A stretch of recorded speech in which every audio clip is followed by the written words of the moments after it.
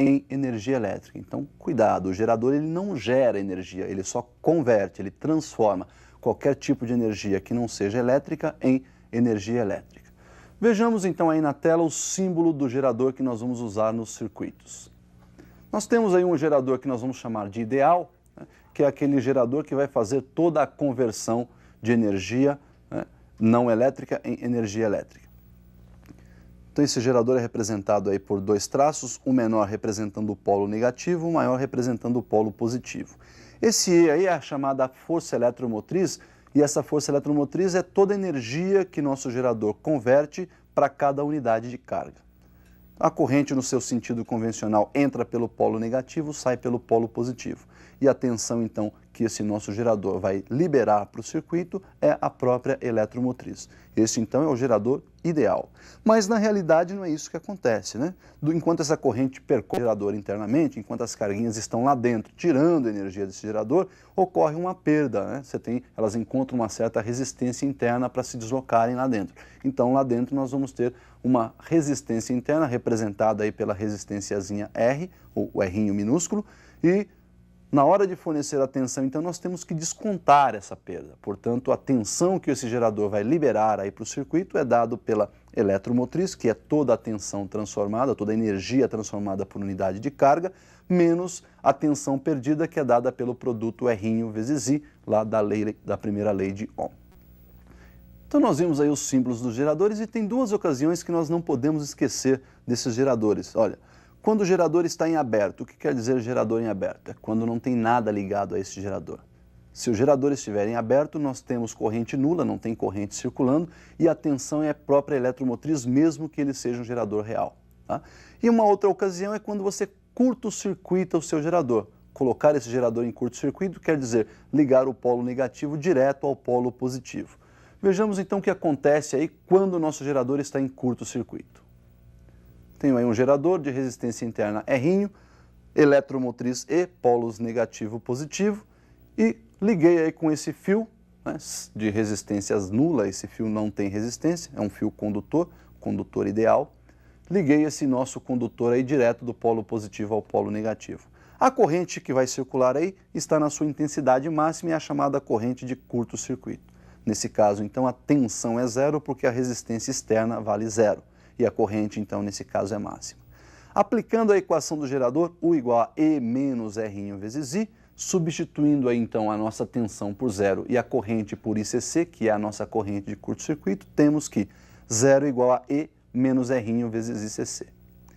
Vou, então, agora somar Rzinho vezes ICC nos dois lados da equação.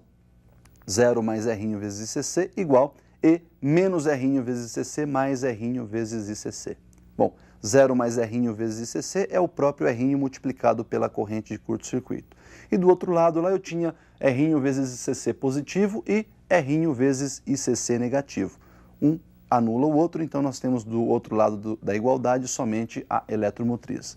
Daí nós podemos isolar o Rzinho e também isolar a corrente de curto-circuito, obtendo aí duas relações importantes. Primeira, então, Rzinho igual a E sobre ICC, ou seja, a resistência interna, eletromotriz por corrente de curto-circuito. E na segunda relação, corrente de curto-circuito igual a eletromotriz dividido pela resistência interna, E sobre Rzinho. Então nós vimos aí o gerador em curto-circuito, aquelas duas relações, e vamos então representar graficamente ou ver a curva característica do gerador ideal e também do gerador real. Observe então como ficariam esses gráficos, a representação gráfica, a curva característica dos geradores. Olha lá, para o gerador ideal nós não temos resistência interna, portanto a tensão para qualquer corrente vai ser sempre o mesmo valor e é exatamente igual à eletromotriz. Já para o gerador real nós temos aquela resistência interna e consequentemente nós temos uma perda de tensão. Portanto a tensão começa lá no seu valor máximo, que é a própria eletromotriz, quando a corrente é zero, e vai diminuindo à medida que a corrente vai aumentando. A tensão então chega a zero quando a corrente for a corrente de curto-circuito, quando o nosso gerador estiver em curto-circuito.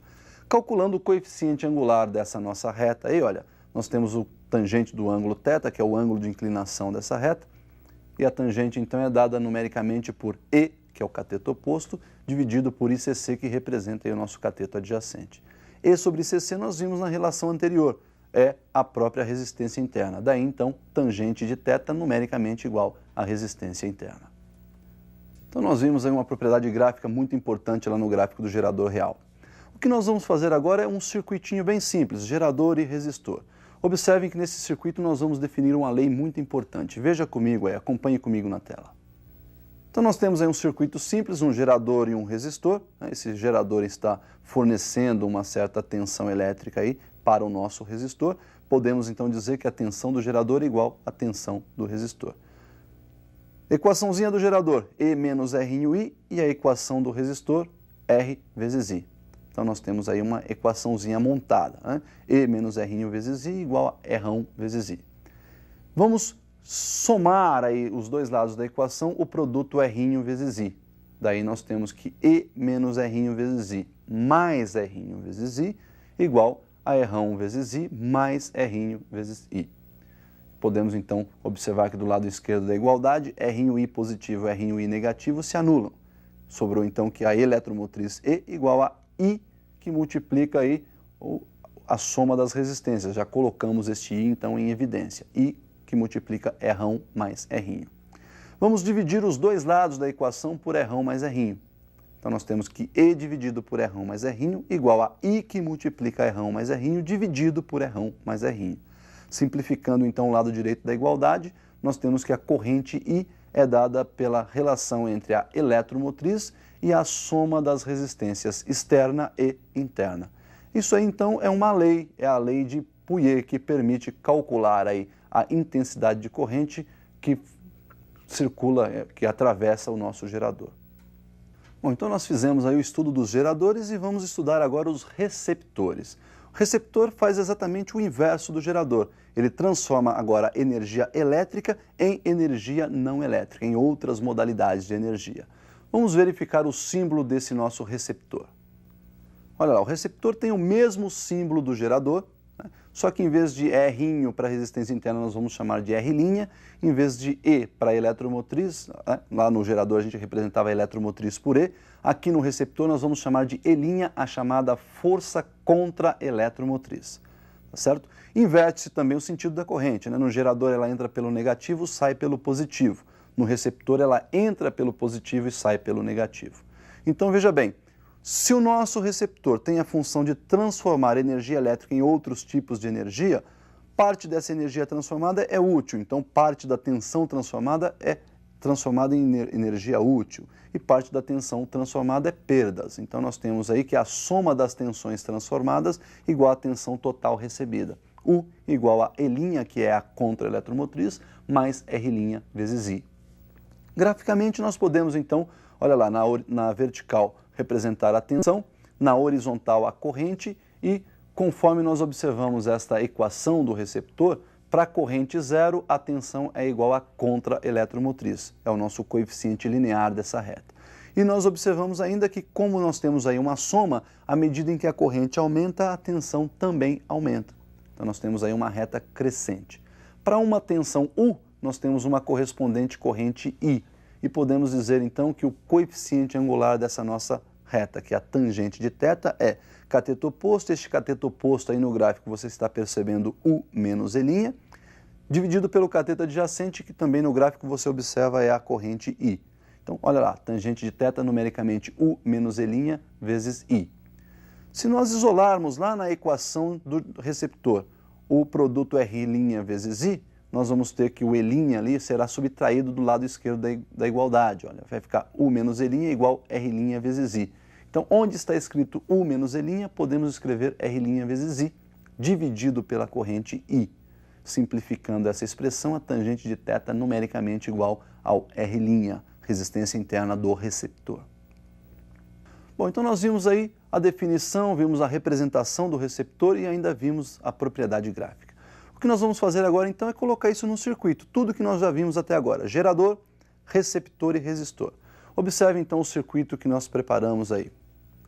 Então nós temos um circuito, lá embaixo, olha, nós temos o nosso gerador, corrente entrando pelo negativo, saindo pelo positivo, vai subir aí passando por esse resistor que está na direita do nosso circuito aí, e vai voltar lá passando pelo nosso receptor e voltando ao gerador.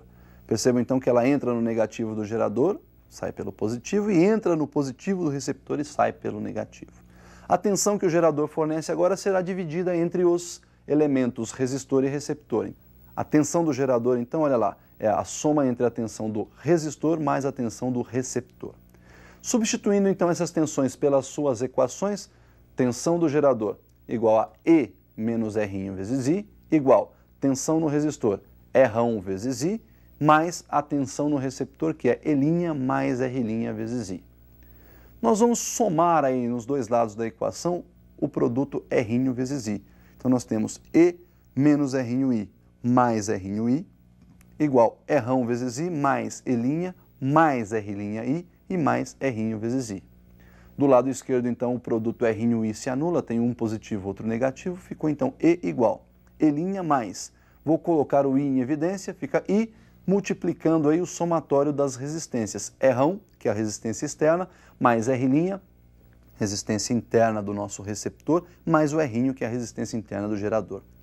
Vamos subtrair dos dois lados aí o E' e nós vamos ter então que E menos E' do lado esquerdo igual a I, que multiplica R mais R' mais R' do lado direito, né? Vamos dividir então os dois membros dessa equação pelo somatório das resistências, então ficou E menos E' dividido por R mais R' mais R', e do outro lado da igualdade, I, que multiplica R mais R' mais R' dividido por R mais R' mais R'. Simplificando então o segundo membro da equação, nós temos que a corrente é dada pela diferença entre força eletromotriz e contra-eletromotriz, E menos E', dividido pelo somatório das resistências, resistência externa mais a resistência interna do receptor, mais a resistência interna do gerador. Então nós vimos aí uma equaçãozinha para calcular a corrente já num circuito onde estão presentes geradores, resistores e receptores. O que nós vamos ver agora é a definição de potência. Observe então comigo aí na tela a definição da potência elétrica. Então a potência aí, olha, é a relação entre a energia elétrica e o tempo. Já vimos lá atrás que a tensão elétrica é a relação entre energia elétrica por carga, né? Podemos daí então multiplicar os dois termos da equação pela carga, que, simplificando o segundo termo, nós temos que a energia elétrica é carga vezes a tensão. Substituindo essa energia elétrica lá na potência, nós temos que a potência é Q vezes U, ou U vezes Q, dividido aí por ΔT. Lembrando ainda que a corrente elétrica era a relação entre carga e tempo, podemos trocar esse Q sobre ΔT por I, e daí nós temos então que a potência é U vezes I. Bom, pessoal, nós vimos aí a definição de potência. Quando nós temos um resistor dissipando energia, ele dissipa lá uma certa potência. Essa potência dissipada no resistor pode ser calculada da seguinte forma. Olha aí comigo no visual. Nós temos um resistor percorrido por uma corrente I, dissipando aí uma certa potência. Vimos que a potência é dada então por U vezes I, tensão aplicada ao resistor multiplicado pela corrente que percorre esse resistor. Sabendo da primeira lei de Ohm, que U é igual a R vezes I, podemos substituir então este U por R vezes I na expressão. Temos que a potência é R vezes I, ou seja, a potência R vezes I ao quadrado. Por outro lado, podemos ainda lembrar que a corrente é dada por U sobre R. Daí então nós podemos substituir a corrente lá na primeira equação por U sobre R. Daí nós temos U que multiplica U sobre R, ou seja, a potência é igual a U ao quadrado sobre R. Então, pessoal, nós vimos aí hoje os geradores, os receptores e as definições de potências, tá? Para você, então, agora, um bom estudo, pratique bem e até o nosso próximo encontro.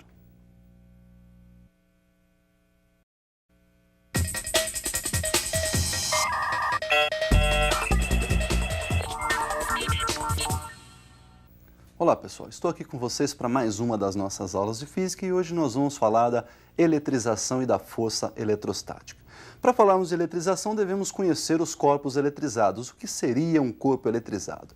Olha comigo então um corpo neutro, um corpo eletrizado positivamente e um corpo eletrizado negativamente. Um corpo é dito neutro quando a quantidade de prótons e a quantidade de elétrons são exatamente iguais, ou seja, para cada elétron corresponde um próton. Se esse corpo perde elétrons, então ele passa a ter aí uma quantidade de prótons maior do que a quantidade de elétrons. E nós dizemos então que ele está eletrizado positivamente. Por outro lado, se esse corpo ganha elétrons, ele passa a ter uma quantidade de elétrons maior que a quantidade de prótons. E nós então dizemos que esse corpo está eletrizado negativamente. Muito bem, esses processos de eletrização que nós vamos ver hoje, né, se aplicam na prática e hoje nós vamos falar de 3 processos: o processo de eletrização por atrito, eletrização por contato e eletrização por indução. Vamos começar então com a eletrização por atrito, aquela que você pega 2 corpos, esfrega um no outro e nesse esfrega-esfrega você tem um corpo perdendo elétrons e outro corpo recebendo elétrons. Então observem aí na tela a eletrização por atrito. Nós vamos pegar aí um bastão de vidro, um pedaço de seda e nós vamos esfregar essa seda no vidro. Conforme então nós vamos fazendo este atrito, esfregando a seda no vidro, nós vamos perceber que esse vidro vai perder elétrons, portanto ele vai se eletrizar positivamente, e a seda vai receber elétrons, portanto ela vai se eletrizar negativamente. Então nós vimos aí a eletrização entre o vidro e a seda. E sempre aquela pergunta, será que o vidro só vai perder elétrons e a seda só vai ganhar? Na verdade existe uma hierarquia de quem cede e de quem recebe esses elétrons. Existe aí uma série chamada série triboelétrica. Observem comigo então uma parte dessa série. Então nós temos aí a série triboelétrica com alguns elementos, pele de coelho, vidro, mica, lã, pele de gato e assim por diante, né? Quando você atrita 2 elementos dessa série, o de cima sempre fica positivo, o de baixo sempre fica negativo. Por exemplo, quando nós fizemos o atrito entre o vidro e a seda, olha lá, o vidro está lá em cima, a seda lá embaixo. O vidro ficou positivo, a seda ficou negativa. Bom, pessoal, essa série triboelétrica, então, é muito importante, mas você não precisa memorizar isso aí. Você precisa sim de saber 2 elementos dessa série, que é o vidro, um elemento que está lá em cima na série, e o ebonite que está lá embaixo. Normalmente nos vestibulares aparecem um atrito entre vidro e algum outro elemento, ebonite e algum outro elemento.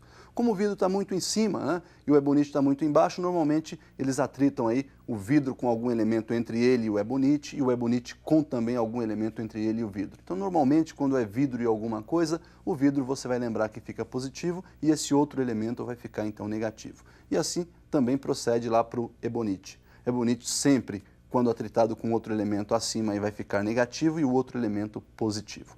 A não ser, então, que lá no vestibular também ele te dê um pedaço, né, uma parte dessa série, e aí você então deve lembrar que o elemento que está em cima sempre positivo, o elemento que está embaixo sempre negativo no atrito. Muito bem, um segundo processo de eletrização que nós temos é a eletrização por contato.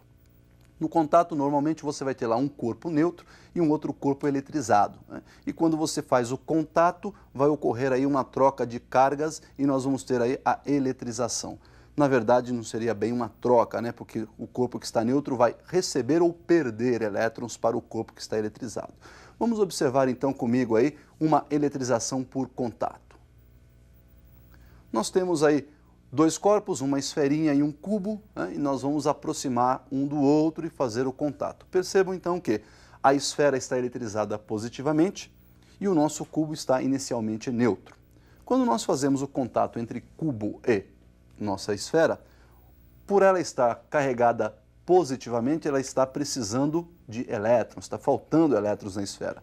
E, obviamente, aqueles elétrons livres do nosso cubo vão se transportar, vão pular para essa nossa esferinha, para os átomos dessa nossa esferinha aí. Muito bem, quando você separa esses 2 corpos, percebam então que por perder elétrons, o cubo também ficou eletrizado positivamente. Então nós temos aí o corpo que já estava eletrizado continua com a carga de mesmo sinal, e o corpo que agora se eletrizou, no caso o nosso cubo, também se eletriza com a carga do mesmo sinal da esfera. Olha lá, então nós vimos aí, pessoal, aquela eletrização por contato, vimos que as cargas vão ficar com os mesmos sinais, né? Os corpos se eletrizam com cargas de sinais iguais, porém as intensidades não serão iguais, porque esses corpos são diferentes, né? Nós podemos ter uma distribuição uniforme quando esses corpos em contato forem esféricos, metálicos e idênticos. Isso então é um caso particular. Observe comigo então este caso particular aí na tela. Então nós temos aí 2 esferas, uma inicialmente carregada com carga positiva e a outra inicialmente neutra. Quando nós colocamos em contato, então vai haver a transferência de elétrons da esfera neutra para a esfera eletrizada e ao final então deste contato nós vamos ter aí os 2 corpos eletrizados com cargas de mesmo sinal e mesma intensidade. E o terceiro processo por eletrização então é o que nós chamamos de eletrização por indução. Veja que agora nós vamos ter um corpo que nós vamos chamar de indutor, um segundo corpo que nós vamos chamá-lo de induzido, né? Não vai haver o contato entre os corpos e para que ocorra esse tipo de eletrização nós vamos precisar de um agente externo atuando aí. Então veja bem, nós vamos ter um corpo que está eletrizado, nós vamos chamá-lo de indutor, nós vamos ter um segundo corpo que será o induzido, então nós estamos supondo que esse corpo inicialmente está neutro e nós vamos ter que, para eletrizar esse corpo induzido, um agente externo atuando para que isso possa acontecer. Observe então comigo aí a eletrização por indução. Então nós temos aí na eletrização por indução o corpo eletrizado que nós vamos chamar de indutor e o induzido que nós vamos então colocar aí próximo a esse indutor. Esse induzido inicialmente está neutro. Percebemos que quando ocorre a aproximação do corpo neutro ao corpo que está eletrizado, ao corpo indutor, as cargas elétricas desse corpo induzido elas vão se separar, ou seja, pela proximidade então do nosso corpo B a este corpo A que está eletrizado positivamente, nós vamos observar que as cargas elétricas negativas do corpo B elas tendem a ficar mais próximo possível do corpo A. Já as cargas positivas elas devem ficar do lado oposto, ou seja, o mais distante possível. Contudo, se nós afastarmos novamente esses dois corpos, a gente vai perceber que essas cargas se juntam novamente e esse corpo B continua, permanece neutro. Então, afastando o corpo A do corpo B, nós vamos observar que não houve nenhuma eletrização. Para que ocorra essa eletrização, nós vamos ter que utilizar aí de um agente externo a esses dois corpos. Nós podemos, por exemplo, fazer um aterramento à esfera B, ao corpo induzido. Então, nós vamos novamente aproximar o corpo A do corpo B, ocorrerá a separação entre as cargas, negativo mais próximo lá do corpo A e as cargas positivas, então, do lado oposto, né? Ou seja, mais distante ao corpo A.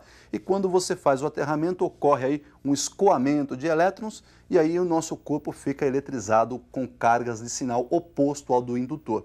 No caso, então, em que o nosso corpo indutor é positivo, o nosso corpo B induzido será, então, eletrizado com cargas negativas. Percebam que após ter feito esse aterramento, você já pode tirar esse fio, né? É muito rápido esse escoamento de elétrons. Então nós vamos ter aí uma subida de elétrons, fazendo com que o corpo B fique eletrizado negativamente.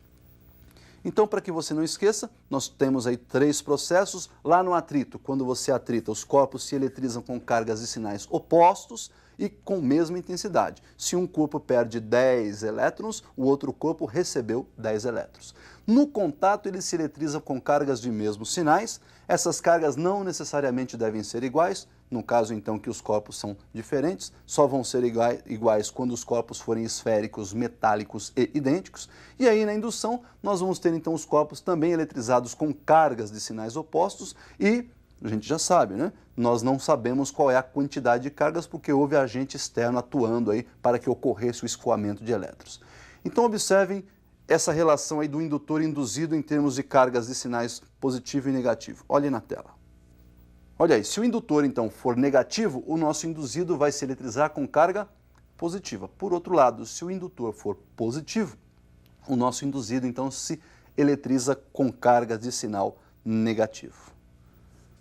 Uma vez que, então, nós conhecemos agora os processos de eletrização, quando os corpos estão eletrizados, eles podem se atrair ou se repelir.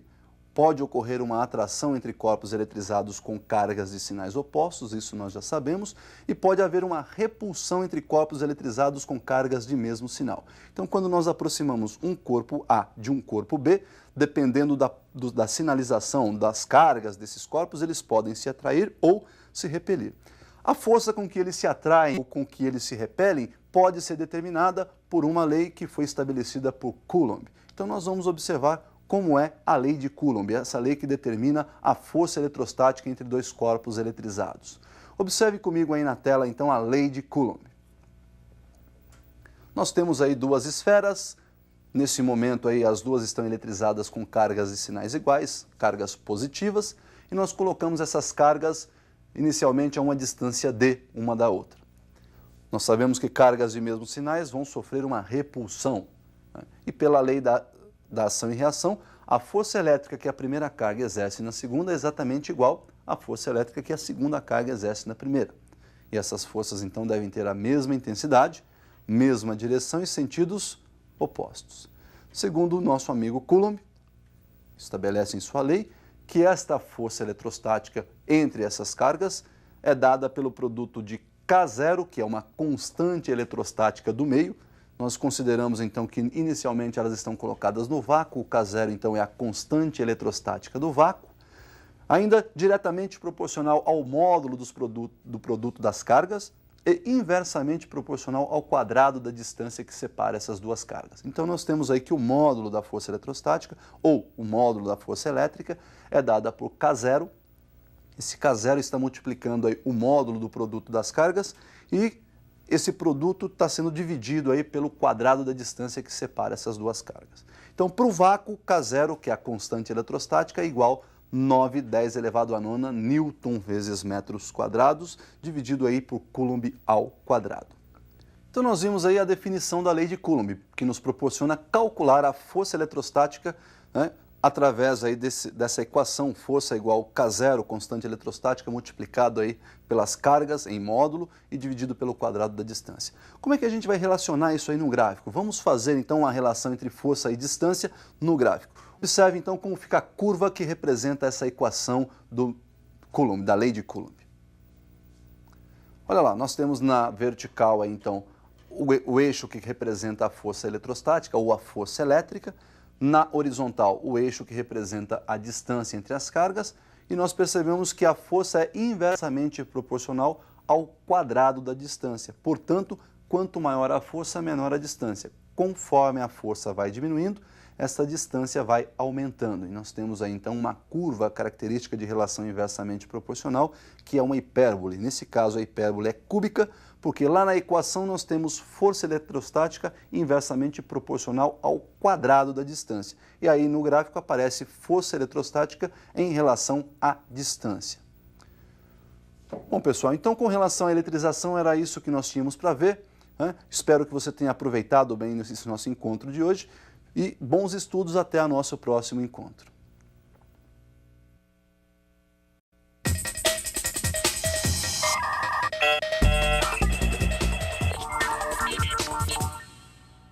Olá pessoal, estou aqui com vocês para mais uma das nossas aulas de física e hoje nós vamos falar do campo elétrico e do potencial elétrico. Vamos definir o campo elétrico. O que vem a ser o campo elétrico? O campo elétrico é uma região do espaço que foi modificada, que foi alterada pela presença de um corpo eletrizado, pela presença de uma carga elétrica. Então vamos observar na tela aí uma região de campo elétrico. Nós temos aí uma carga. E observe então que em volta dessa carga nós temos aí uma região que foi alterada devido à presença dessa carga. Então esse corpo que está eletrizado nós vamos chamar de carga-fonte e em torno dessa carga-fonte existe aí a região alterada que nós vamos chamar então de campo elétrico. Esse campo elétrico nós podemos fazer uma analogia, por exemplo, ao campo gravitacional de um planeta. Você tem lá o planeta, em volta, ao redor desse planeta, existe uma região que foi também modificada pela presença do planeta. E essa região nós chamamos de campo gravitacional. Lá na carga elétrica, em volta da carga elétrica, nós vamos chamar de campo elétrico. Quando nós pegamos uma carguinha de prova, um corpo eletrizado, e que nós vamos chamar a partir de agora de carga de prova, e colocamos nessa região, ele passa a sofrer a ação de uma força, que é aquela força eletrostática que nós definimos. Isso se deve então à presença dessa região alterada, à presença desse corpo que altera essa região, que altera a região em sua volta, essa carga elétrica que nós chamamos de carga-fonte. Observe então o vetor que vai representar essa nossa região alterada pela carga, que nós vamos chamar então de vetor campo elétrico.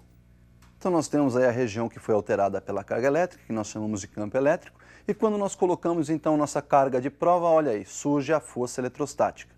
Essa força eletrostática pode ser calculada agora de uma outra forma, é dada pelo produto da carga de prova que aí está, pela intensidade do vetor campo elétrico que vai então agora representar essa região de campo aí. Esse vetor campo elétrico então é dado pela relação entre a força elétrica ou força eletrostática pela unidade de carga.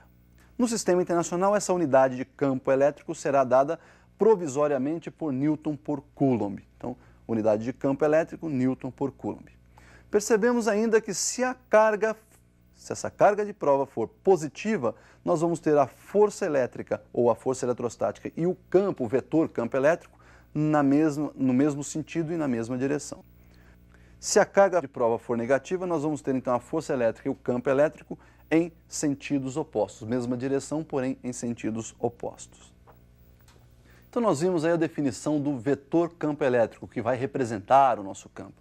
E mesmo aparecendo a carga lá na equação do campo, nós vamos ver que o campo elétrico, esse vetor campo elétrico, ele não depende da carga. Observe comigo a nova relação então do vetor campo elétrico.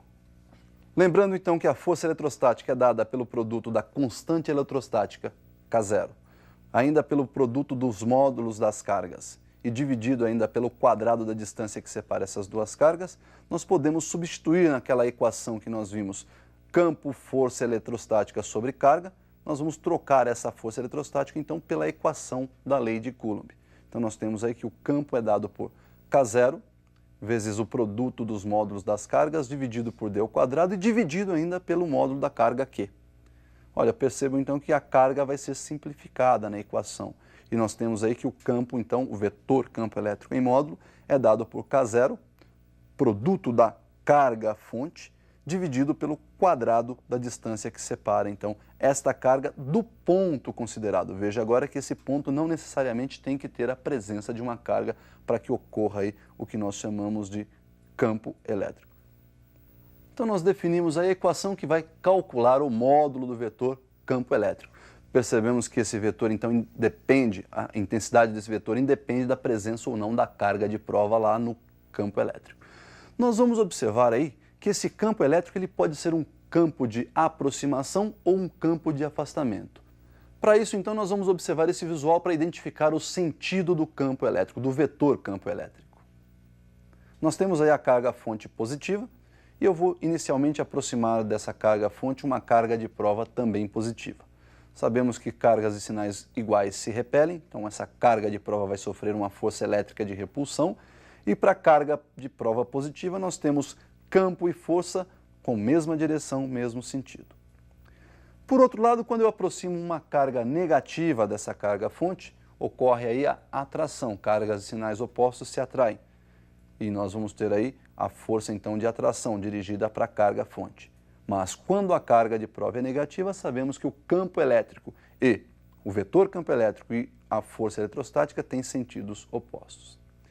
Percebemos então que nos dois casos, para a carga de prova positiva ou para a carga de prova negativa, o campo elétrico tem o vetor sempre apontando para fora da carga de prova. Então nós temos aí o chamado campo de afastamento. Observe então que para a carga positiva o nosso campo é de afastamento.